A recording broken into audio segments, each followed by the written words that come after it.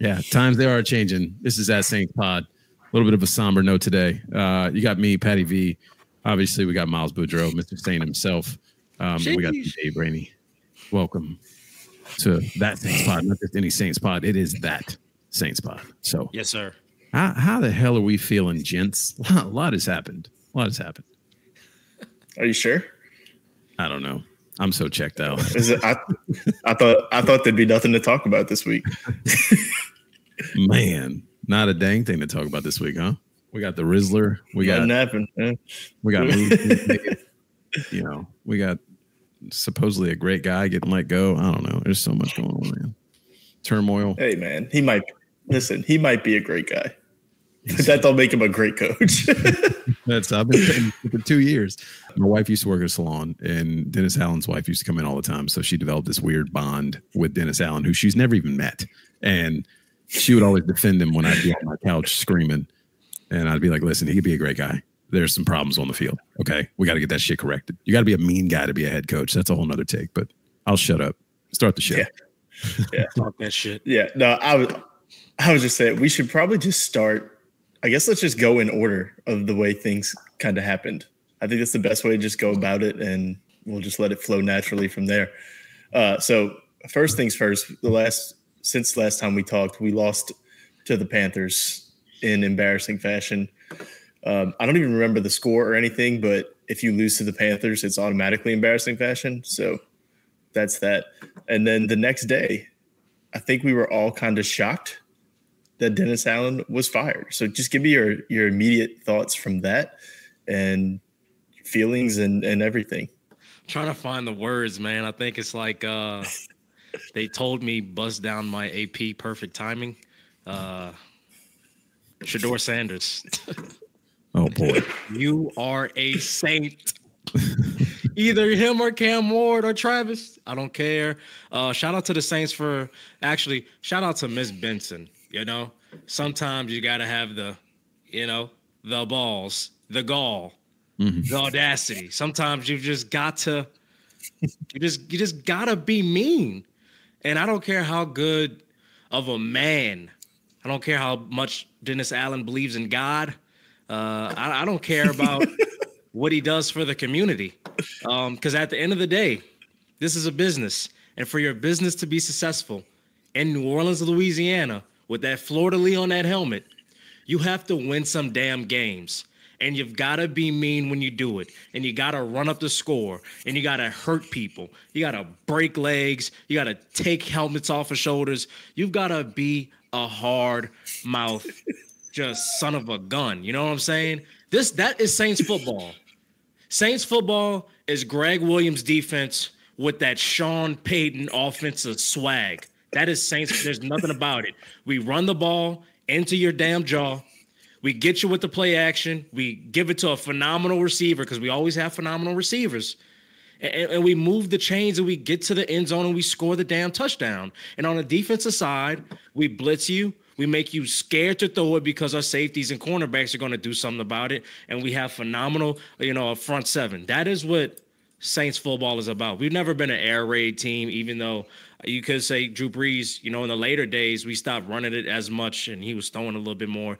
But at the essence of New Orleans football is just being the bully on the field. You know what I'm saying? And we haven't been the bully, in my opinion, for about 8 years. It's felt like 8 years since we haven't really been a bully. You know what I'm saying? Seems like we've always just been like, hey, the Saints. I know 17 and 18 guys were like, Saints, we should have did something. But I just haven't felt like we've been bullies. Dennis Allen wasn't going to bring that mentality. Now, shout out to Riz, the Rizzler. But, he's definitely not going to be the head coach. But I still want him on the team next year. I like the type of character guy he is, that I don't give a shit mentality. I'm just happy that Dennis Allen is gone because it was getting to the point where it was like, it was just like having that teacher that, he's good with, the class, the guy or girl in class is just sort of like a teacher's pet.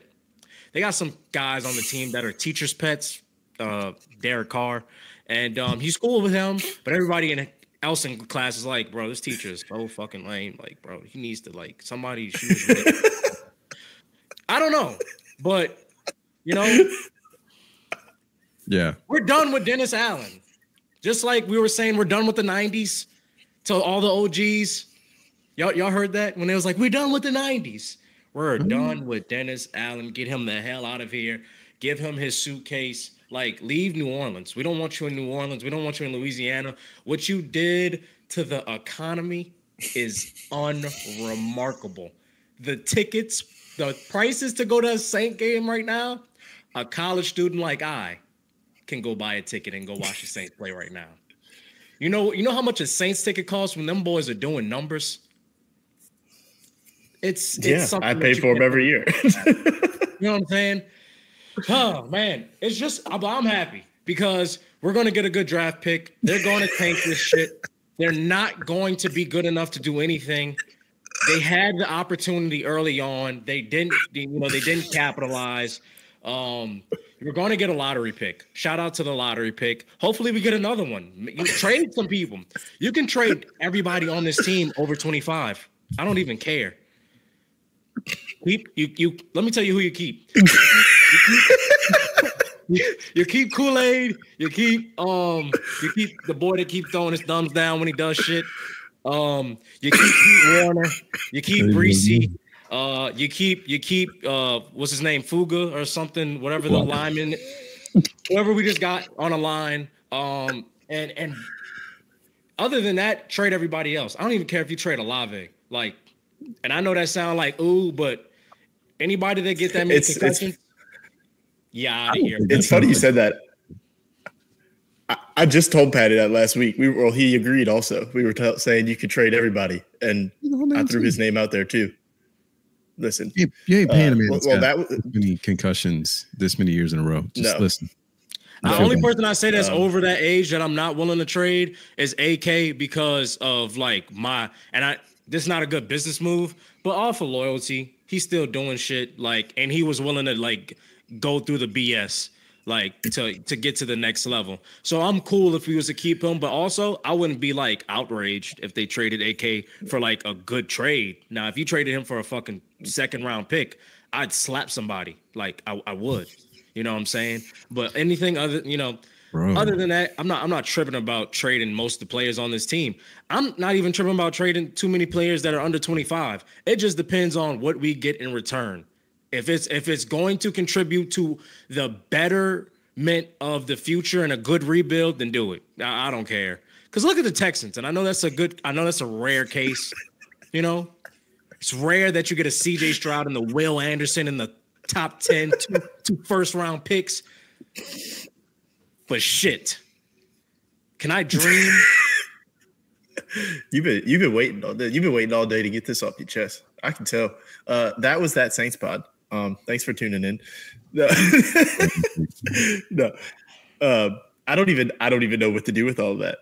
There's a lot of information. Most of it, I agree. One thing I wanted to jump in on, but I did not want to ruin your rant, so I'm going to do it right now.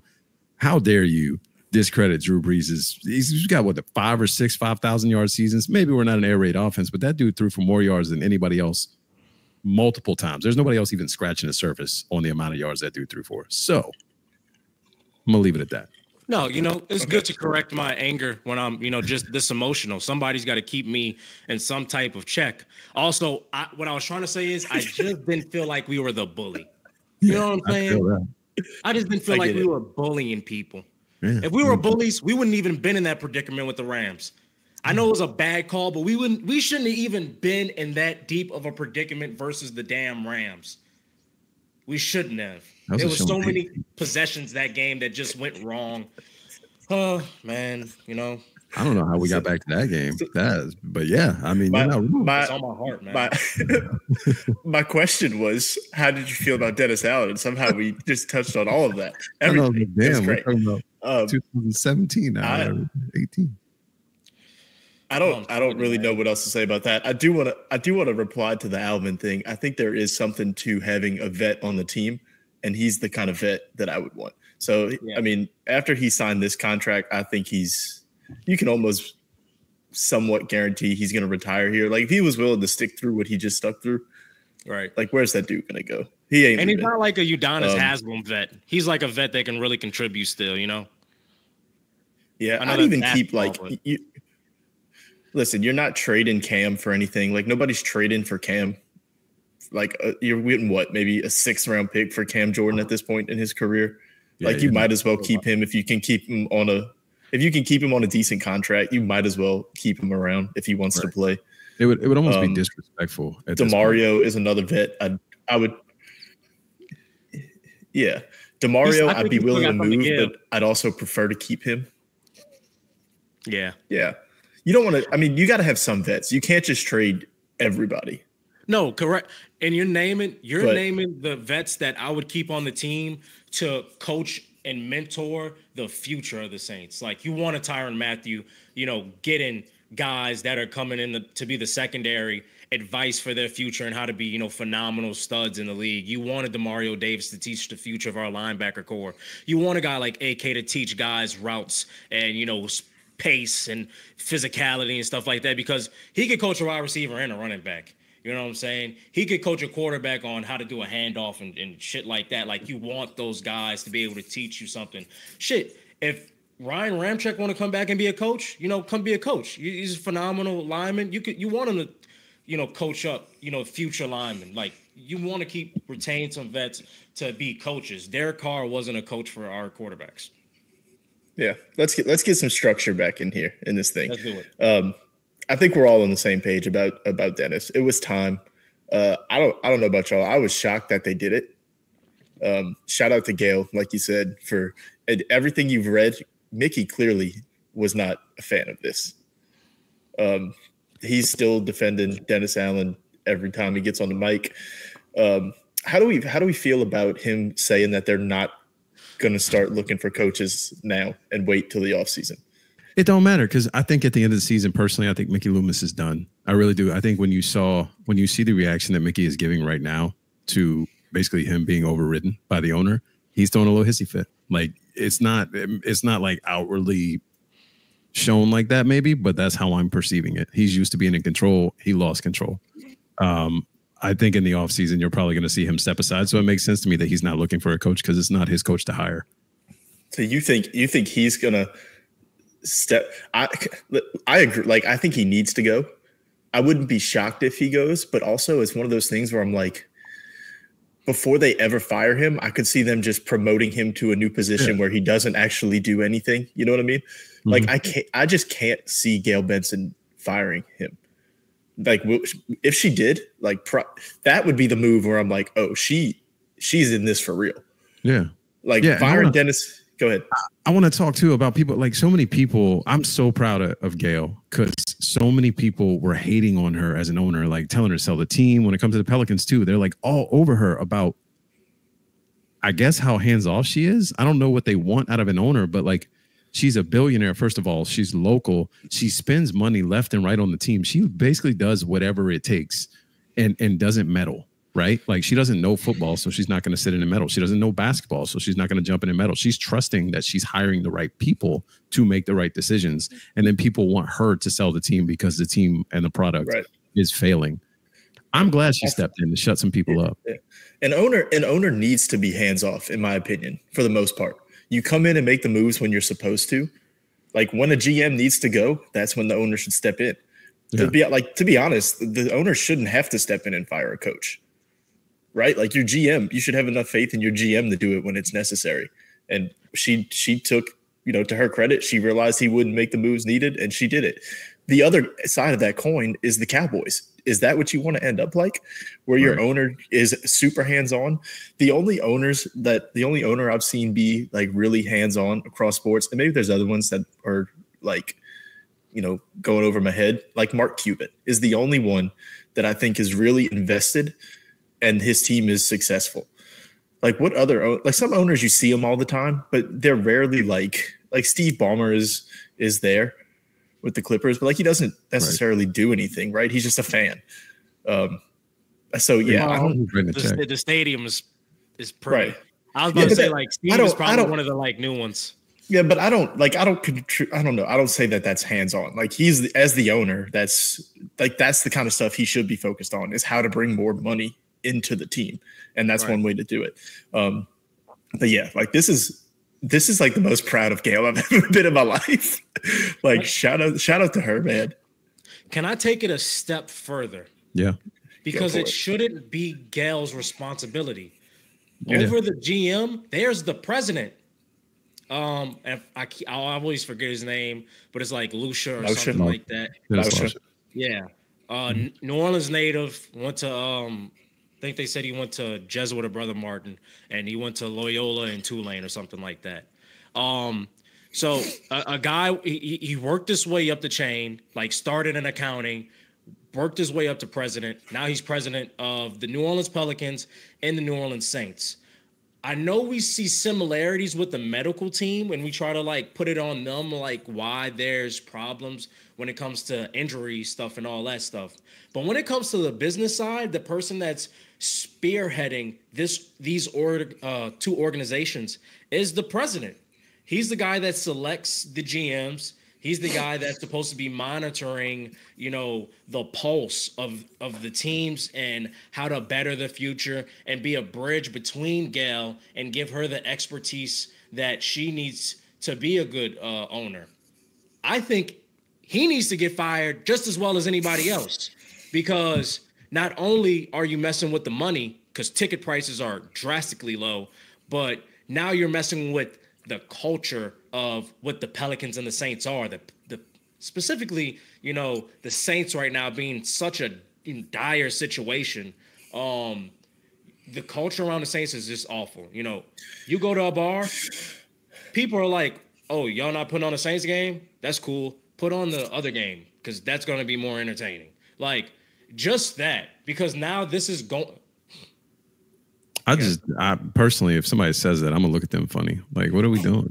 Yeah, I can't go as far as to say, like, I'm not going to say I disagree with you, but I'm not going to go as far as to say he needs to be fired. Because like, I don't necessarily know what, like the power he actually has. Like in my head, as far as the Saints go, like, I don't know what Mickey Loomis actually does with the Pelicans. I don't think he actually does. Oh, he doesn't.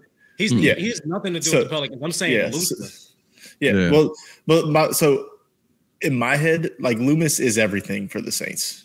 Right. Like I think the president is just there for the Saints. I don't know that he actually does. You know what I'm trying to say? Like I don't know. Like I don't know what his actual role is. Day-to-day processes and stuff like that.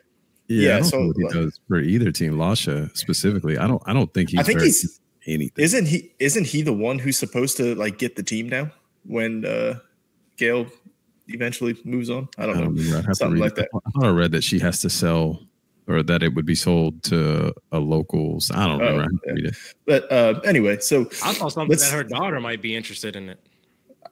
Her daughter or his daughter? I don't think she has a daughter, does she? Rita was the one originally who was supposed to get Rita Benson LeBlanc, and there was like all these different legal issues. I don't know. That might be fake news what I'm saying right now with that type of stuff. But I do think to some degree, you're correct. We don't know how extensive his, how hands-on he is. But anybody that has the title of president, I don't think should be a damn figurehead for a company. I think you should be doing something. That's fair. And maybe he does. Like I said, I don't really know. I've just never put much thought into him. Let's stick with the coaches for a minute, because you mentioned Rizzi. Of course, we know that. And this is kind of, I know I said we'd go in like chronological order, and this isn't necessarily the order because the Marshawn thing happened too, which we'll touch on. But Rizzi's going to be the interim head coach, which I think we all expected. Yeah, I know you're saying that we're going to get this top 3 pick. Something about the way he talks and acts, he's a guy you can tell they're going to listen. No, listen, hear me out. He's a guy you can tell they're about to rally around. Whether he's going to be a good head coach or not, no clue. No clue. He's got some Dan Campbell in him. You can tell. Yeah. The coaching trees he's been a part of are insane, number one. But you can tell he's a guy that these dudes are going to play for. And I think at worst, they rattle off, maybe not in a row. They're going to find a way to squeeze out 3 or 4 more wins this year. And if you look at the way the draft has fallen, 5 wins gets you like in the teens, the late teens. So I don't know about the top pick, because it always happens, right? You win a game or two for your interim head coach just to prove something, and then if he's a good head coach, then it's a whole other story. Then you're falling into the 20s. So I don't know about the top pick. I'm all for it, but also like I don't know would we be okay if he proves he's a good head coach? Are we okay with letting him be the next head coach, or are we so done with everything that's in the building that we just need to move on no matter what? I think that you would be remiss to not give him an opportunity. Right? Like, I hate the idea of him being the next guy. I really do, because I am done with this entire org, and I just want to move on. The Sean Payton era needs to die, and it needs to die now. And I know that this was Dennis Allen's team. We'll put that in air quotes, but this was remnants of the Sean Payton team. I mean, I would joke about continuity for 2 years, and it was always lame as fuck. It needs to die. It needs to go away. But if he comes in, and I could see it too, man. I was just looking at the schedule. I could see it too. I could see him winning 4 games. Yeah. And that'll piss a lot of people off. Yeah. Can I say something real quick just to touch on what you just said? Yeah. To his credit, like the first thing he said is, we've been doing the same things around here for a long time and things need to change. Yeah. So his interview was great. Yeah. Oh, when he's doing that press conference, I'm like, how did this dude not get the job a few years ago? Like, what? So I don't know. Just go ahead, Miles. I think, because I completely agree with you. That's what concerns me and worries me, is because like the minute he started speaking, you hear that raspiness in his voice. You're just like, son of a bitch. Win something. That's a ball. This is a leader. This is a leader of men. Of like my old coaches when I played football, and if they had that raspiness in their voice and they just didn't give a shit about how you felt, but they were telling you the truth, you're just like, man, I'm about to go after like ball out now. Like, I'm at least got to show my coach that I'm working. And I definitely think he's going to energize the fan base and the players in that locker room. And I think he's going to try to make his name for himself for some type of, position, or at least some more money next year. I don't think they're going to fire him. But I just don't want it to happen, because I want a quarterback of the future, or some type of draft pick of the future, like not just symbolizing, but functionally showing that like we are going in the positive direction that the Saints need to be going. But yeah, man, he seems like a heck of a guy and a heck of a coach. And even in losses, I think the amount of accountability that he'll bring to the table will make fans proud and happy to be like, I'm happy this guy's our coach over than Dennis Allen, because he said, hey, these guys sucked. This is why they suck. We have to do better, and this shit isn't going to keep happening. I won't allow it to happen. Just seems like the guy he is. Yeah, I'm stuck because I know Patty's always against burning it down, right? And you might be coming around at this point, but it almost feels like they need a complete reset, like from the top down. Like, Mickey, you got the coach gone, and I don't know if I view him as part of like the Peyton era, Rizzi. Yeah. Like he was. It's tough. Like if he rattles off. Like, how many games are left in the season? What are we right now? I don't even know. If he go ahead. I think 2-7, huh? Yeah, 2-7. 8 games left. If he wins 5 of 8 games, like maybe that's shooting for like that might be the high end, right? If he wins 5 of 8 games, and the 3 losses are like convincing and they're not embarrassing losses like we've been having, you have to. I mean, maybe he doesn't get the job next year, but if you're not giving him a legit interview and a chance, like you're that's just wrong. Like, you have to. Like, I now if Ben Johnson's out there, you go try to get him, I guess. I know people want Belichick. That's not. I'm not really in on that. The only reason I'd be okay with Belichick is he's going to come in and build a program. Like, he's gonna run a structure. But like, I don't trust him as a coach anymore. I feel like the game has just passed him by. But this guy, like Rizzi, Rizzi feels like somebody who would build a program, right? Like he just feels like an old school dude that's going to come in. Players are going to believe in him, and if he was our head coach next year, I wouldn't be shocked at all. That's the key word you just said. Old school guy, and that's just not what I'm dealing with right now. Not in this not in this NFL. If you were telling me he was going to coach a college football team, I'd be like, heck yeah, they're going to be phenomenal. You don't see Dan Campbell as an old school guy? I mean, sure. Okay, so I think when I say old school, like I think he's just got I don't necessarily mean he's going to be like an old school, like believe in like old school tactics and things like that. Like he might still be, he was talking about analytics, right? Like he was saying analytics tell you should have went for it at that, whatever it was the last game, and we didn't go for it. So basically he's showing you, he believes in the new school stuff. He's just got like that old school mentality, like you said, accountability. And I think that's kind of like the Dan Campbell thing, where maybe he has to surround himself with good coordinators, right? But as a head coach, I think it fits. Okay, you can convince me on this one now.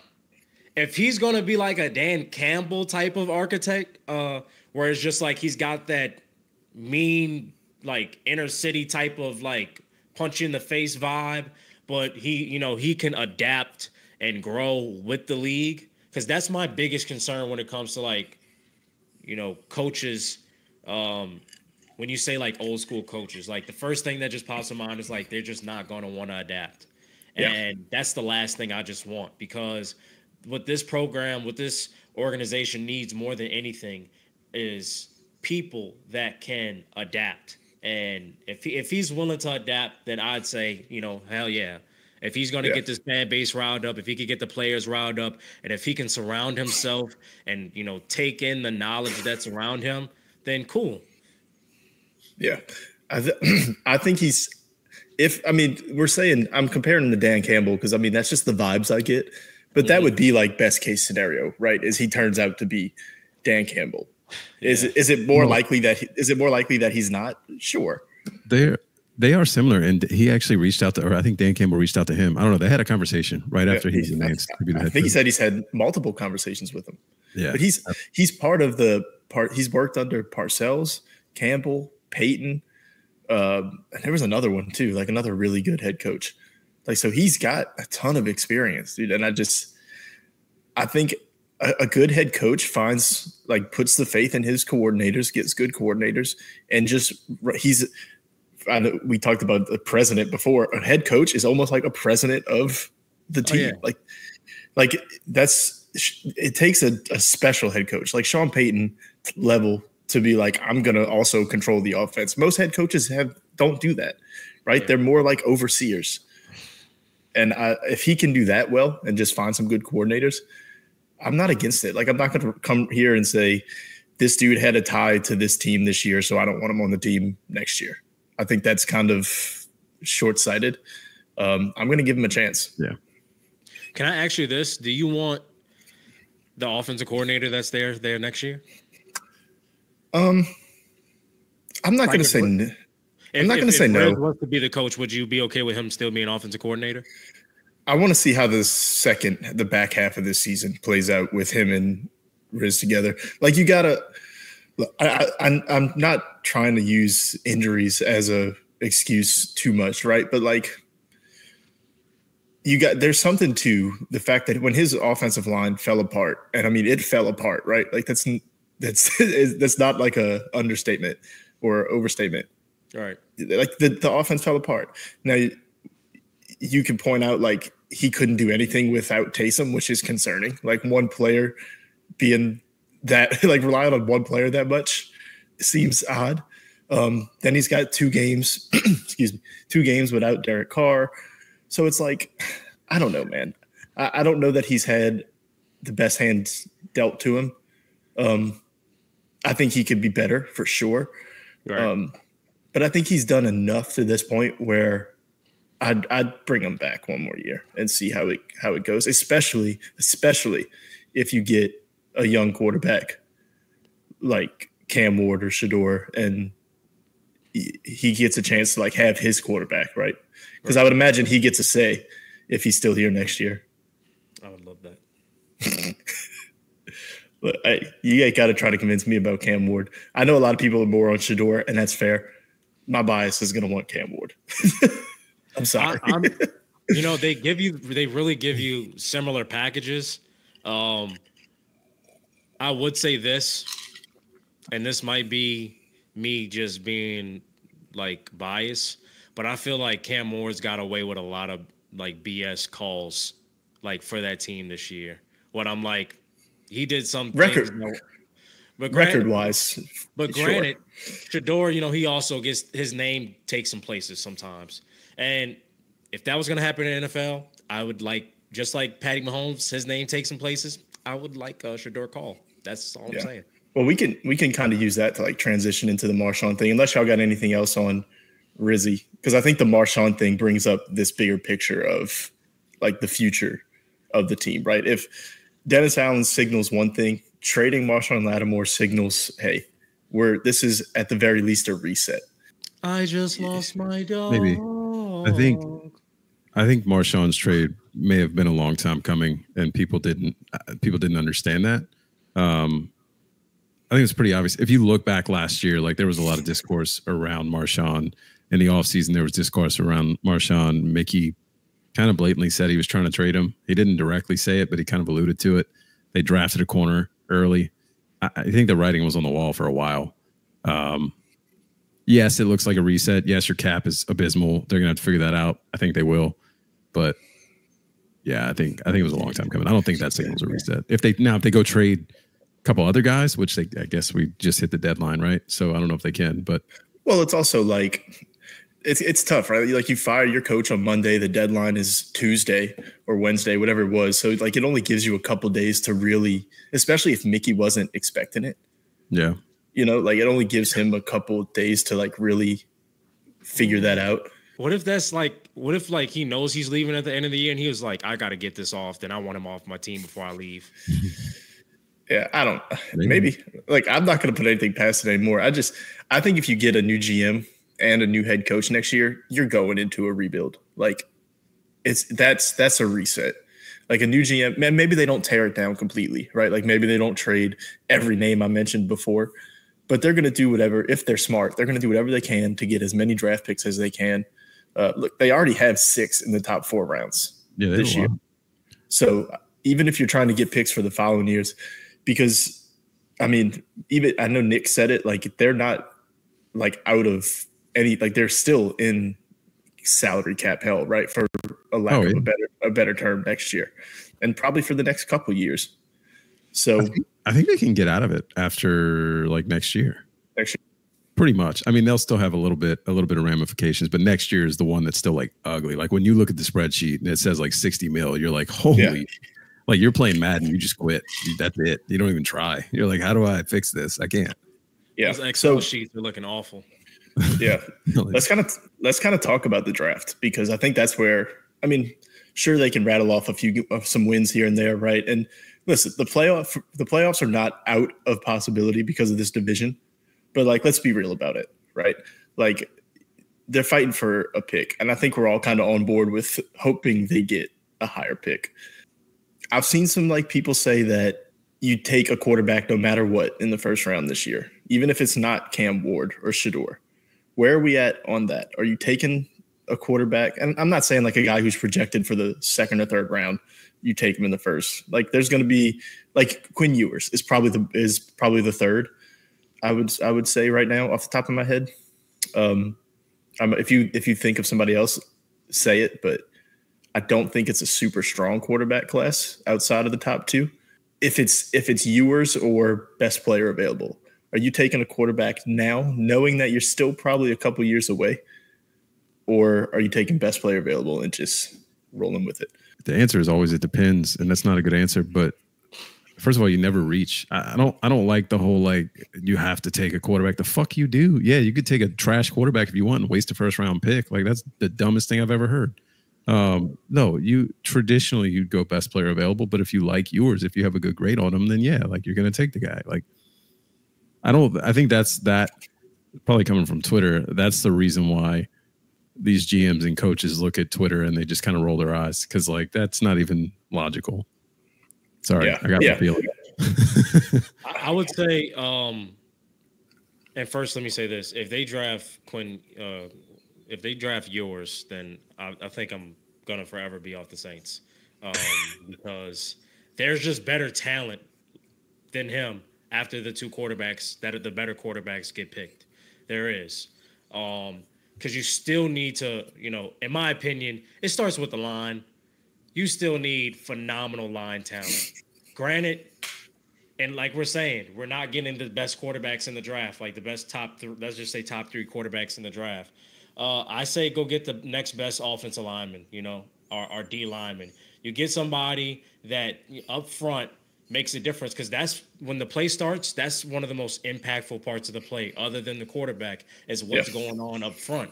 So, and especially the tag team, we got a young line, and we don't know where Trevor Penny is going to go. But if you get a strong core at that line, another quarterback is going to pop up in the future. Yeah. And, I don't want to. I'm not all the way sold on him, and this is just for the sake of being a New Orleanian.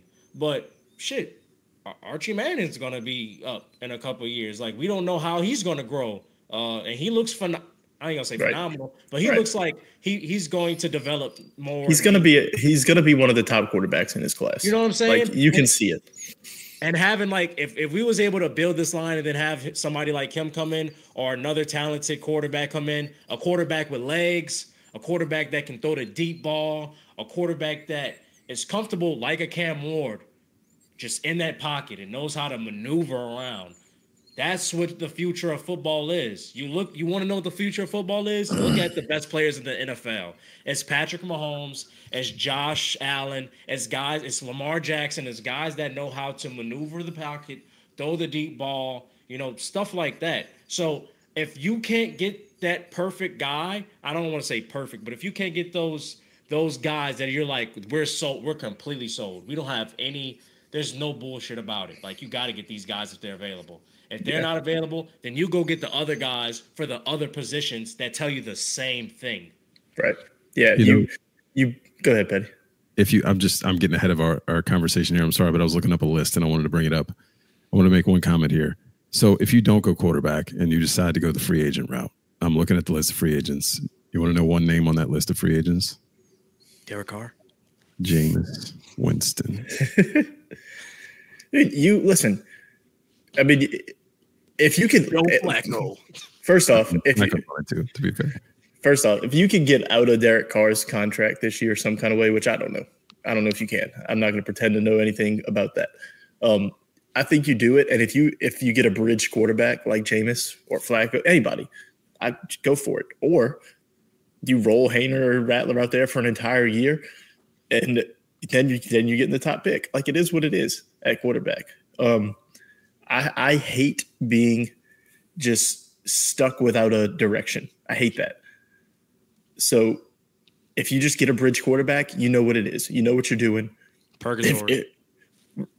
If you just get like a little bridge quarterback that might win you 4 or 5 games, at least you know what you're doing. You just, I am, as far as the draft goes, if you're sitting at like 4 and the quarterbacks are gone, I'm almost team traded for another first round. Like, you keep a pick in this year's first round, but like, if somebody offers you a first for next year also, I'm doing it. Like, I'm trying to get as many top picks as I can. Unless there's a generation. Restate that again for me. So if you're at like pick 4 or 5, whatever, right? And the 2 quarterbacks are gone. And unless there's like a generational like offensive lineman there, I'm trading back. I'm trading back, getting another first round pick next year. Next year is in 26. I mean, so I'm in the asset acquiring business right now. Is where my brain's at. So unless there's like a generational player right there, I'm trading back and I'm getting as many assets as I can, and I'll take the next best offensive lineman, like you're saying, or the next best player, whoever it is. I think that's kind of where the Saints have gotten in trouble a little bit lately. Like, they need an offensive lineman, so they draft Trevor Penny, a project, right? Like, instead of just going best player available like they have in the past. and things just kind of work themselves out. I don't care if you're sitting in the teens and the best player available is Ashton Genty. I know he's a running back. Take him. Who cares? Like, you know what I mean? Like, if he's a game changer, take him. Can I say this, though? If we were 4, you wouldn't – this is a question for both of y'all. You wouldn't go for, like, Will Campbell? That's what I'm saying. If there's a can't miss offensive lineman, I'll take it because I'm with you. You build from the inside out always. Okay. And if you can hit on a starter at tackle specifically, you know, for years to come, I'll do it. But like I don't know that I'm drafting a receiver in the top 5 unless it's Travis Hunter. You know, like I don't know. That's just me. This is just how I would build the team. No, I would get as many picks as I can. And can I just say this? The only talent, and this is just big names that I'm like, okay, if it's there, then you got to get them. It would be like Will Campbell, it'd be Genty, it'd be Hunter, the quarterbacks that we name, and probably that Arizona wide receiver, big, tall wide receiver that, you know, just a deep threat type of wide receiver. And I know there's some D lineman. I forgot this. He's hurt, so we're not talking about him. But like Harold Perkins, like. But you know, other than that, all I'm saying is I think those guys are pretty good. Ashton Genty, Travis Hunter, the 2 quarterbacks, Harold Perkins, maybe even Kyron Lacy. But like, it's got to be names that you know that are going to do something. If it's not that, then you know you go get more assets. Other than all of that, we got the Falcons this weekend. I know we're all trying to lose games, but we can't lose this one. Look, we can lose every game the rest of the year, but we can't lose this one. Are we on board with that? I'm wearing Falcons colors. I don't even care no more, bro. See, I can't get that far. I was gonna say years ago. I say years ago. I've only known Patty for like 2 years, but that was one of the first things I think he ever mentioned on the pod was that he can't wear red during Falcons week. And here you are on the pod with red and black. Yeah, I just can't do it. I just refuse, especially like even like underwear. Like, nope, I can't do it. Not happening. Well, let's get some game predictions here, and we'll just close out with that. Or let's go. We do our touchdown scores. Give me your touchdown scores and who wins the game. Let's say. Go ahead, Miles. You start. Okay. I've got Saints 9, Falcons 21.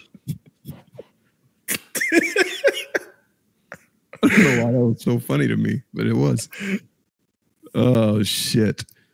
I don't know the score. Do you have a touchdown score? Do you want to pick a touchdown score from the game? He said 9 points. I don't think anybody scores a touchdown. Pick someone on the Falcons. Okay, I'll say this then. Saints 12. Alvin Kamara touchdown. Falcons 21. A missed extra point. Who missed that? So that's funny. Fun. This is good. Yeah, my anytime touchdown score, you're not going to be shocked by this one, is Bijan Robinson.